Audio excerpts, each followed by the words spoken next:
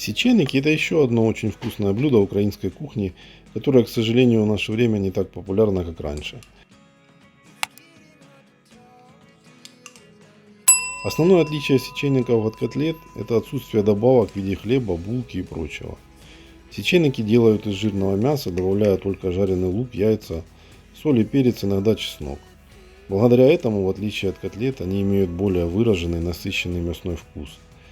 Мясо с нагулом, то есть жирное, делает сеченики более сочными, а жареный лук придает мягкость вкуса и легкую сладость. Дегустировать сеченики лучше всего горячими, со сметаной и зеленью.